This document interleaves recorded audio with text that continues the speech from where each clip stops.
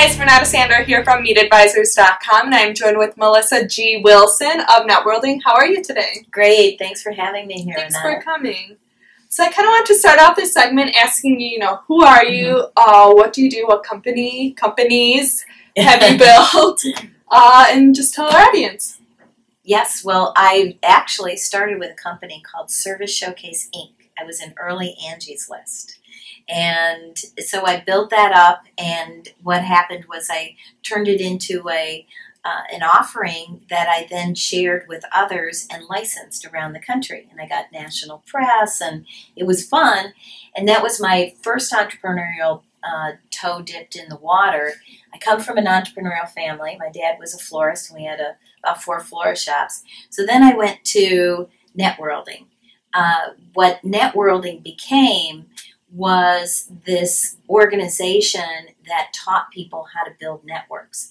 And I had begun writing books, and I did a resource book for entrepreneurs in Chicago that became a top 10 book here in Chicago, and I got housed in with banks and accounting firms, and it ended up that I really built a passion. I was working at a firm, an accounting firm that had a training arm, and I built up a passion for teaching people how to network. So I taught over a couple hundred accounting firms about a process I built, and it turned into another book that I co-authored with the first CMO of Motorola. And so that was back in 2000. That was my 7th book, and I just kept going, and I got to the point where I was teaching how to build networks. I licensed the process, and I got involved with Fortune 500 companies because my co-author, as a CMO, brought me into Motorola. Then I ended up at American Express, and then my co-author went to Office Depot. So I got a lot of great experience, and I found myself wanting to do something new. And what I did is I took Networlding and I flipped it around because I had been doing for fun authors writing workshops. And the whole world of content grew up. And I thought, I'm going to now help other thought leaders with my model for Networlding, which is to focus on what's called a primary circle or a power of 10. So I'll now help 10 thought leaders a year write books. I'll use all my knowledge, and I had at that time 5 major publishers that I worked with, and I had about 5 books that had been on bestseller lists, and I shifted and then went and focused on one author a month on average, and that was in 2010. And so this is my 4th year now, and I'm already on my 8th author this year, which is great. And I love it. I love helping these thought leaders. They come from Fortune 500 companies or they're entrepreneurs. Like one entrepreneur is Dan Weinfurter, wrote a book called Second Stage Entrepreneurship. Great book, by the way. And Dan, with the writing of a book, he had been on the Inc. 500 7 times and #1 once with 3 different companies. The book took him to another level. And so that's where the passion is now, helping authors write books. And then because I am now at the point where I've been in it for 2 decades working as an entrepreneur, I'm now giving back. Finally, the 3rd initiative that I'm focused on now in giving back, it's called The Sparktank with a THE, thesparktank.org. So it's a not-for-profit initiative. Of course, I am a huge fan of the Shark Tank. The Spark Tank is this variation of, I'm going to give back. I love helping young people get better starts in life. So I help a lot of kids who are in college and help them learn social media, learn how to write, and also the publishing world. And that's really exciting now for me. So the Spark Tank takes up a lot of my brain time as far as things that I can do to make a difference. And that with Networlding and helping the authors, I feel the two go together because in the Spark Tank, what I'm doing is helping the authors after they finish the books.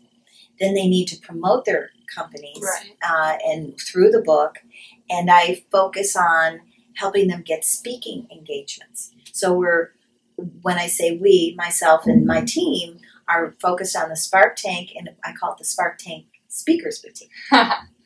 And do you have, is it open right now in Chicago, or where are you located? Well, the Spark Tank, my goal is to eventually open a physical location, but I'm going to incubate that as a physical location, helping other entrepreneurs over at a new space opening up called Space. By Phil Tacros, who I'm really jazzed about, because that will give me the opportunity to help entrepreneurs and be face-to-face with them, which I do think there's a lot to be said for something that's high-tech, or high-tech mixed with high-touch.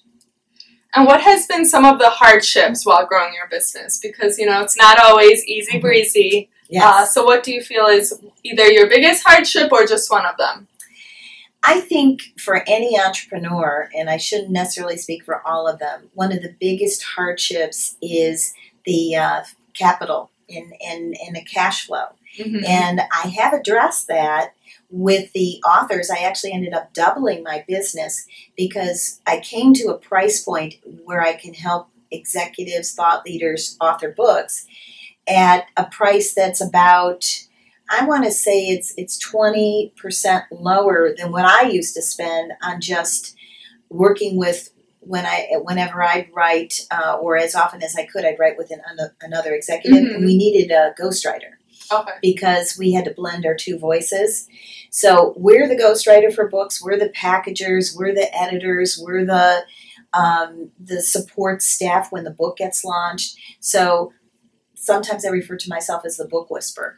And I think I've got it where it's there, so the cash flow is great, and I've got a whole team of cool people who help me work on the book, develop the book for the author, get the book out there, and it's really taking off. So I address that issue with that solution. And so what I do with authors I'll say you can pay up front and then I reduce the fee. Or you can pay in 2 payments, it's a little bit more, or 3 payments, and it's a little bit more. And interestingly, many pay up front. So that helps me maintain a cash flow and get really great talent that will work with me. So on any book, I'll probably have 3 other editors. I've got designers. I've got all kinds of great people. And so kind of going off your hardships, what do you feel is your biggest accomplishment since growing both of your businesses? Well, I think what's happened for me is I love the success stories with the young professionals that I've worked with. So one went on to the Food Network, another one went and worked with a company that incubated out of the ITA here in Chicago, Illinois Technology Association. And she went to Australia and worked with this company for 3 years. And then I have another one that ended up, she's at Caribbean Cruise Lines. Oh, wow. So just fun results. And I just got something from another young woman yesterday who came from Ohio Wesleyan, where I went to college, and said, because of being with you even for 3 days, she changed her direction and she just got in with a program in New York that's on publishing. And so you can't beat those rewards. So I think the Spark Tank and the give back there, because the goal with the Spark Tank is anything I do with that, any of the proceeds that come from the Speakers Boutique or books that I'm working on with other authors where I might get a royalty from in some way, and any of the Networlding books, because I have 7 of them now with guidebooks. Any monies made are going to go mostly into the Spark Tank to help young professionals. Wow, that's awesome. So that's my big thing. And what is one piece of advice that you would give to our audience at MeetAdvisors.com? Well, you said before that nobody's given the same advice, and I'm very curious about that. So here's my advice, and I've been saying it since LinkedIn started. Get on LinkedIn. And don't shy away. If you need to, get a coach, learn about it, because once you hit about 2,000 connections, and I have over 7,500, you become a magnet, and LinkedIn keeps offering more and more features to help you see who's in your network and who they know. And it's always a surprise to people once they start understanding the science of networks, how you can make that work. So I would say learn it and do everything you can to use it, because it really is a boost to businesses. And it's taken most people 8 years, including LinkedIn, to figure out to make a sales offer, because you can go up on levels in LinkedIn for sales professionals. But it took them a long time. They thought it was just for recruiters and people between jobs. But I did get the chance to be at LinkedIn and present to them. Wow. And I felt like it was going to the land of Oz, and it was wonderful. They were right next to Google in Mountain View. So I would say that's the thing to do. Figure it out and get help if you need it. And where can people find you? What's your website? The website, you can either go to networlding.com, so it's networld and then ing, or thesparktank.org, THE, sparktank.org, and check out the Speakers Boutique. And my goal is to build that into something where people can actually get support and even start off with a freebie from one of our thought leaders to come and help them grow their business. So I'm really excited about the two and how they're going to work together. And at the end of the day, all the kids, all the young professionals, bridging the digital divide that will be able to help as a result. Thanks.